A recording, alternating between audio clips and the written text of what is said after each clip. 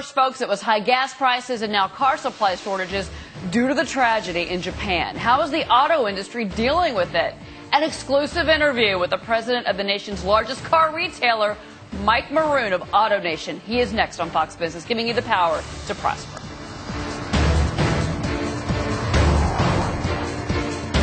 And just when the automobile business was getting better comes the 1-2 punch of high gas prices in this country and potential car shortages due to the Japan quake and tsunami. Joining us for an exclusive interview on the phone, Mike Maroone, President and Chief Operating Officer of AutoNation, the country's largest Toyota dealer and car retailer. Mike, I know that you are in constant communication with suppliers in Japan. What are they telling you?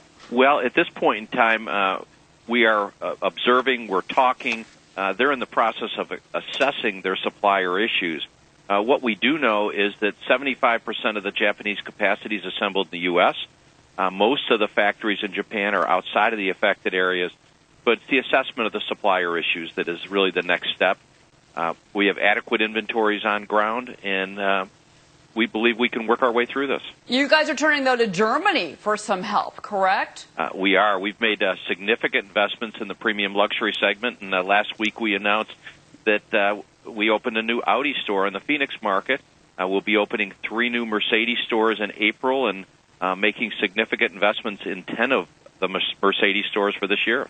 Mike, what Wall Street analysts are very worried about is a lot of companies have what's called the just-in-time inventory method, where you just take the parts, as many parts as you need, and it's precisely attuned to what the market's needs are at that time. What companies do you see facing pressure from that?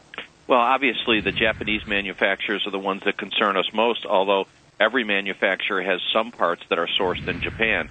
Right now, our inventories are balanced, they're diversified, and we believe that we can deal with any situation that comes in the near term. Now, the assessments that are underway could change that as we look further down the road. Mike, can you help us understand a little bit the scope of what the slowdowns are? It seems like when we see the announcements about plants continuing their shutdowns in Japan, they're being extended for a couple of days at a time, not weeks at a time. Is this something you think has the potential to drag on for many months, or is this going to be a days and weeks type of issue? In our discussions with manufacturers, they're telling us in the next week to 10 days they should have more clarity. I think it was really a prioritization, and the first thing they prioritized was the human capital and making sure they could find their people and that everybody was in a good situation.